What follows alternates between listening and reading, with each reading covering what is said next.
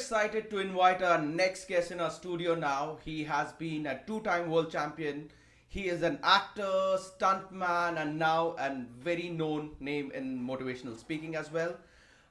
Talking about his journey, he started young at the age of 13 and 14 when he was bullied in school.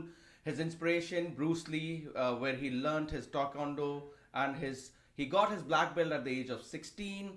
At the age of 18 to 20, he was doing all kinds of these kickboxing championships, and he was awarded as a world champion at a mere age of 26. And at age of 28, he thought of moving to LA, becoming an actor. He has worked in almost more than 60 TV series and movies. He has worked with known names like Al Pacino and many others to name. He has worked in a couple of TV series like Supernatural, to name few. And it gives me immense pleasure to invite and have with us in our studio Jerry Trimble. Thank you, brother. Thank you. Yeah, I'm gonna hire you to do my introductions all the time from here on out.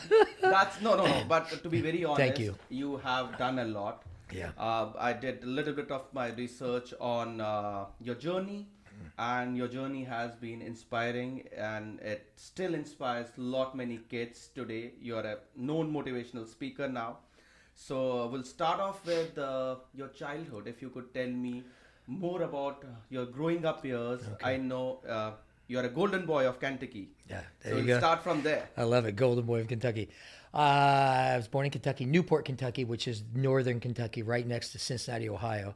My purpose in life now is to inspire young people, to inspire people. That's what my purpose is in life. And it started when I was about 11 years old. My grandmother and I every year would watch the Jerry Lewis Muscular Dystrophy Telethon, and they would raise money for muscular dystrophy, MDAA, and so they had this contest that you could go in your neighborhood and you could put on a carnival and raise money and then send in the money, and people who would make a large amount of money would get this prize. And I put on my first carnival. I was 11 years old. I went out and recruited some of my friends and went to stores and asking for prizes, and raised $176. And that was my first my first inkling of where I went. I love helping people. It's just, it was great. And then bullying kicked in. And then I started being bullied from 12 to 13, and contemplated. I went through about a depression and anxiety, and wasn't diagnosed with it back in the day, but being that I've went through it again and again, I know what it is. And my mom is like, I can't believe you never told us about this. And I went, Mom, I said, you're already stressed out enough. And that was when you were 11 years old? Yeah, 11 years old, 11, 12, 13 years old. And I contemplated jumping off the bridge in Kentucky it's a bridge that goes from Kentucky to Ohio over the Ohio River numerous times. And there was one time where, after being bullied, I had went to the bridge. I said, this is it, I'm done. And I was 13. It was on the bridge. I was in the center of the bridge because I would visit this certain spot every time, and I would look over and contemplate jumping off. And I would go over that bridge a few times a week because there was a comic book store in Cincinnati, Ohio. And this one time I was going to do it, and I started praying, and this feeling that I had I backed away and started walking off the bridge, and I'm walking through the city for what seemed like forever. And then I stopped. I was standing in front of the movie theater. It was two movies were playing. It was Chinese Connection starring Bruce Lee, and which was rated R. And that was your inspiration? Yeah. So I went in, saw that, and boom, and everything changed. I go home and I'm like, hey, Dad, I just saw this movie. It was Bruce Lee. Hey, can I join karate? My dad looks at me and goes, no. He said, you quit at everything you start. Now get out of here. And he's right, I did. And then I went to the magazine store. This time I didn't stop at that one spot that I always stopped at. I went to the magazine store, the comic book store, and I bought every martial arts magazine they had. I go home, I placed them all over the floor, opened the articles up to how to block, punch, kick, and strike, and I started practicing. That passion grew so much that for my 14th birthday, my parents had my Uncle Leroy take me down to the local dojo, Taekwondo studio that just opened up. And I joined, and it was Yeah, it was magic, man. It was like I was inspired. Oof. Did you ever go back to that comic store where wherein you thought of? Oh yeah, yeah, yeah. Oh, because I love comic books. Yeah, yeah. I'd go back to it, but I would never stop on the bridge again. I would never stop at that spot. I would always stop at that one specific spot and just look over. And I think, I mean, I would actually, at 13 years old, I would think, would hitting the water kill me or would I drown? And that's nothing that a 13-year-old kid should ever have to go through, you know. But I was in a dark place, and nobody in my family knew that. I didn't tell it. I mean, I was going through hell inside. Yeah, it was crazy. And that was at a mere age of 13 and 14. Yeah, it was 12, 13. Yeah, 11, 12, 13. Yeah. And then Bruce Lee came into your life. Whoa. And that connection changed forever. Changed everything. And then I started teaching class at a green belt, which was halfway to black belt. And that's one of my passion for helping people again. I was teaching these kids, and they were looking at me, and I'm showing them how to do blocks and punches. And woof, I was like, I was excited. I went, I want to do this. I want to help people. And I kind of rekindled that fire in me, you know. And they say when you learn something, to really get to know it, you teach it. And when you teach it, you get to learn it twice. True. And I love teaching. I love sharing what I know with, you know, especially kids, youth.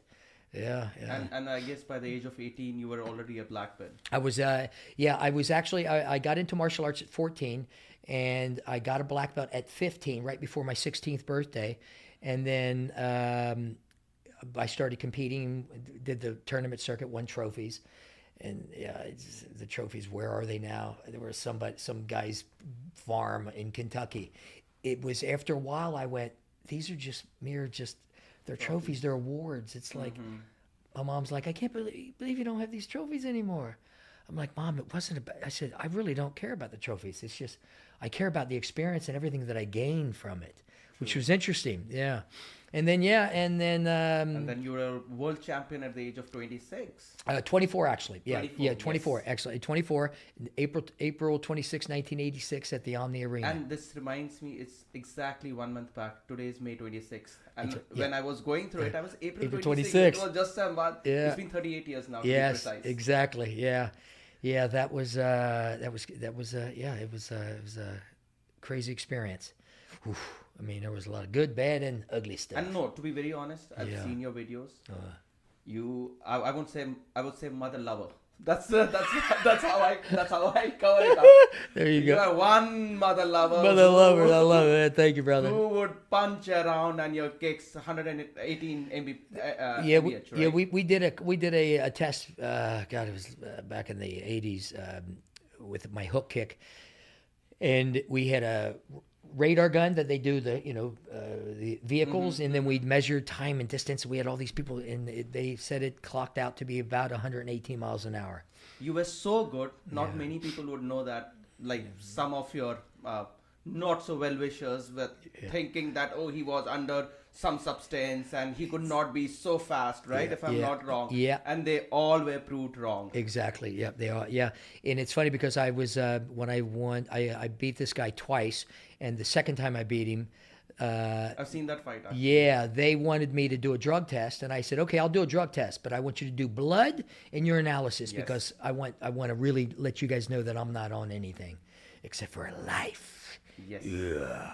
I guess for all my viewers, if they don't know, Joe Rogan also mentioned in one of his podcasts that the best highlighted video that you could see and find on internet is Jerry's video. And I would recommend you should actually watch it. The kicks. Do you still have that flexibility in your body? I was just talking to Addie on the way over here, and next week I'm starting yoga. I did yoga years ago, and I haven't done it in a while because I've had 4 hip replacements. I've had 4 hip replacements, and the last 2 were toxic implants, and I had to get them out as soon as possible. So my flexibility is down, and when people are like, "So how high can you kick?" and I'm like, you look still the same. "Thank you, I must thank tell you, brother." that. There's not you're aging gracefully. I would Thank say you, that. thank you, thanks, man. Yeah. So these hip replacements and these injuries that you face, was it because of the Kickboxing, fighting, taekwondo. Taekwondo is a kicking style. It's 70% kicks, 30% hands. And I've had 4 hand surgeries, 4 hip surgeries, 3 knee surgeries, and probably 9 scars on my face from stitches. Wow. Yeah, it's pretty crazy. Tough man you are. Yeah. My wife's like, "Will you quit complaining now?" I would want to come on to that yoga Yeah. thing, but before that, Yeah. I just want to go along the journey. Great. Uh, Two-time world championship you won. I've read about this also that you were on an you used to get free entries to these clubs, to these all exorbitant restaurants, and you know Yeah. you were on that ego high, Yeah. and yeah, you were doing really good for yourself. Yeah, Then yeah. how come this thought came into your head that I should move to LA and try my hands on acting? There's a saying that says, "Show me your crowd, and I will show you your future." Mm-hmm. And my future was looking dismal. I was the closer I got to the world championship, the more everyone wanted to Flock be my towards friend, you. and they're like, "Hey, Golden Boy, we going out tonight? Hey, I got you covered. Hey, Golden Boy, here you go, man. Hey, you want to come to my club? Yeah, top. Yeah, you don't have to pay for anything."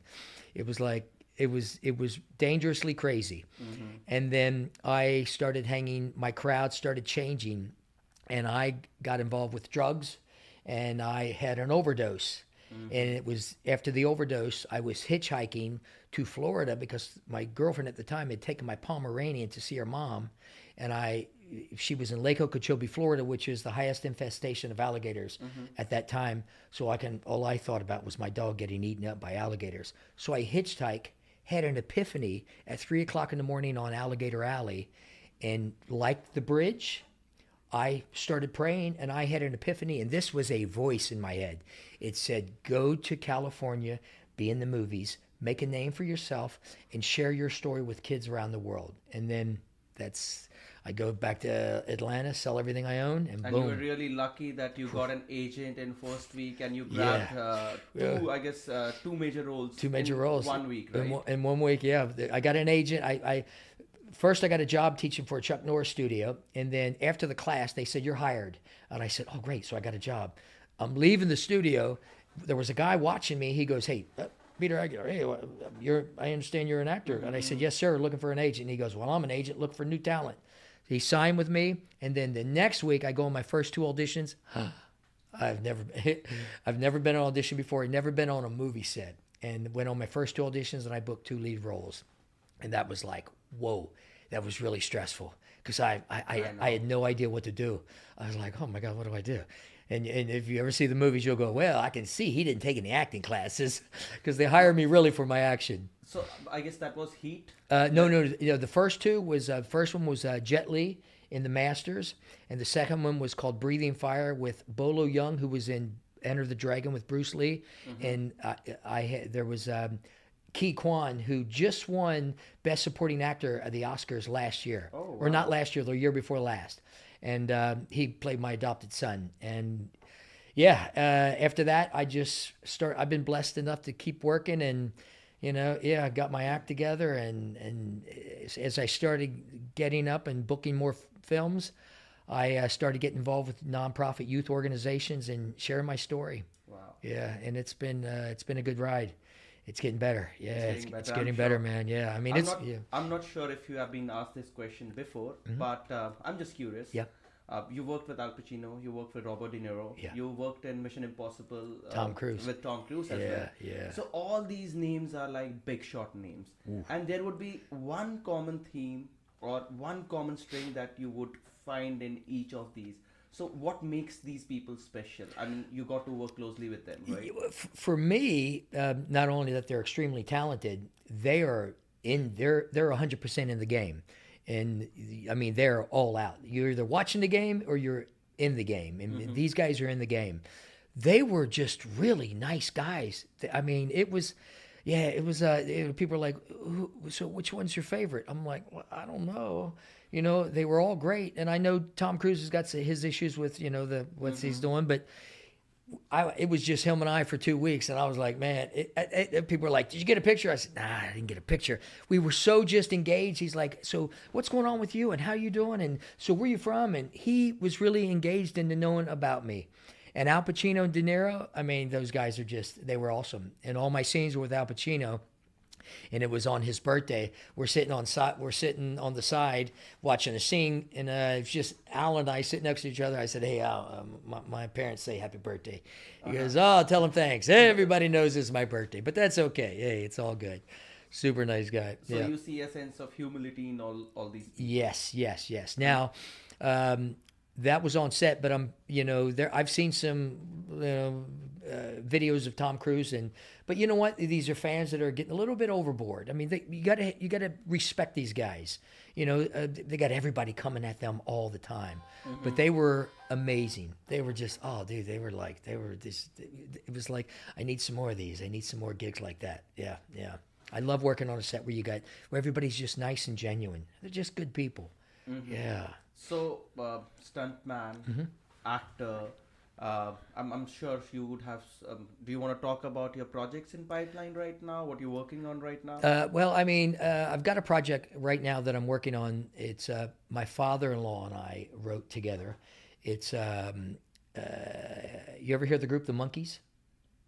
Hey, we're the Monkees. Okay, I'm sure you. So yeah, Okay. they had a TV show. Anyway, my father-in-law, we wrote a script together. It's a family film. It's I don't want to say anything. Yeah, but anyway, we're working on that. Yeah, we're rewriting it, and we're sending it out there. So hopefully, well, no, hopefully no. Build it and they will come. Yes, I'm planting the seed in the universe. It will happen. Manifestation. So I got that and doing a lot of auditioning and working on a book now. Yeah, which is, that's pretty crazy. Because what do you put in? I'm like, I got to put it. Is it about your life journey? It's about my life journey, but it's a self-help memoir. Yeah, it's the when I work with kids, I've done a lot of crazy stuff, like stupid things. And I try to share the stupid things that I did. The ego, because I was basically, the ego was driving me. Oh my God, yeah. And I wasn't listening to my heart, and I had to get back to that. And it took getting away from the people that I was around to do that. Yeah, it was, it was. I was having battles with other people outside in the nightclubs more than I was inside the ring. And I would never go start anything, but someone would come out and they would mess with me or my friends. Yes, and I have to defend myself. So how many bones have you broken? Oh my God, bones broken, collarbone. Yeah, that's crazy. It's from a street fight, collarbone. Yeah. Nose have been broken too many times to count. Yeah. A lot of surgeries, but it's all from fighting. And I've got parents sometimes, they come up to me, they're like, "Hey Jerry, my son wants to get into MMA, wants to get into fighting," and I'm like, "Why?" I said, "No." They're like, "So you don't recommend?" I do not recommend anyone getting into the fight game. Fighting is all about ego and greed. That's all it's about. You're going to get in there and go against another human being. You're going to try to beat you out of this guy or girl. It's like crazy. I believe everyone should study martial arts for the body, mind, and spirit, and for self-defense. Everyone should study martial arts. But it's like Bruce Lee's whole philosophy was using the martial arts to becoming the best version of yourself. That's what it's about. It's not about getting in there and, hey, I'm going to learn martial arts. I think it's more about body and mind. Yes, exactly. And getting synchronize it together. Yes, body, mind, and spirit. You want to be stronger mentally, physically, emotionally, and spiritually. And that's what the martial arts saved my life. But then I kind of got away from what the true essence of it. And that's when I started getting into the barroom brawls. I mean, it was really crazy. When was the last time you had a fight? Somebody just asked me that. Last time I had a fight, I would say probably I moved to Los Angeles 1990. It was I'd say 1993, 94. Oh, that's long. Yeah, it's a long time. Yeah, okay. Yeah, and so I think that was it. A lot of close calls though, and I'm like, yeah, and meditation saved me from any more close calls. Woo, yeah. Oh, so you do meditation? I swear by meditation. Fantastic. Some people are like, hey, if you can give us any word of advice, what would it be? Meditate. If the whole world were to meditate, oh my God. And what's your form of practice? What do you do? TM, Transcendental Meditation. I've tried all kinds of different styles of meditation. I've been meditating for about 16 years now. And Christmas 2022, I was in Los Angeles, and I said, transcendental meditation came to me when I moved to Vancouver about 2010 we moved, probably like 2011, 2012. Somebody introduced me to TM, and I'm like, oh man, I gotta pay somebody that much money to learn how to meditate. It should be, it should be free. And then I was in LA, and I just said, you know what? I've tried so many different styles of meditation, so I don't know. I was compelled to do it, and I love it. I swear by it. Transcendental meditation. To give you a mantra, and you say this mantra over and over again, it means absolutely nothing. And what's the mantra? Well, you're not supposed to say what it is. Okay. It's funny because I'll be out and about talking to people, and they're like, "Yeah, I meditate. I meditate. I use a mantra." I'm like, "Okay, what's your mantra?" They'll tell me the mantra, and I'm like, "What does the mantra mean?" And they tell me what it means, and I went, "Wow!" I said, when you say a mantra that it means something, you're engaging the intellect because there's a meaning there. I said, I say something that means absolutely nothing, and I just repeat it, and I drift away from that. And when I drift away from that, and you get that silence, like you're at the bottom of the ocean, and you're just, magic, man. Whew. And then you get all giddy and going, oh, this is it. And then suddenly you engage the intellect, and your mind starts going, oh God. And then you have to get back and repeat the mantra again. Yeah. And I guess you were talking about you getting into now yoga. Yoga, yes. You want to talk more about it? It's funny because we ran into a friend last week, and she said that she started doing yoga around the corner from where we live, and she sent me the information, and I went, oh my God, it's like literally a 2-minute walk. I said, I've got to do this because everybody's been saying because of my hips, my flexibility's gone. It's not gone. I can kick. People were like, how high can you kick? I'm like, how tall are you? They're like 5'10", and I went, I can kick you in the head. So I know how high I can kick, but I want to become more flexible. It's just I really do. So yoga is yeah. So next week, man, I'm starting yoga again. Yes. Wish you all the best and Yes. good luck. Thank you. And is it a specific form of yoga? Are they teaching? Kundalini? Is that Kundalini. Kundalini? Yeah, I think that's the place. Yeah, Okay. It's on 4th and Trafalgar. Kundalini Yoga. Yeah. Guest before you was an expert in Kundalini. What's yoga. that? The guest before you who came to our studio. Oh, really? Yes. Oh, wow. Naseem Ghulam Hussain. Yeah. Oh, okay. She Wow. is- Oh, yeah. do you mean the woman with her son I Yes. just met? Yes. Oh, I wish I Yes. would have known. Yes. Okay, yeah, I'm going to start it next week. Yeah, definitely. So yeah.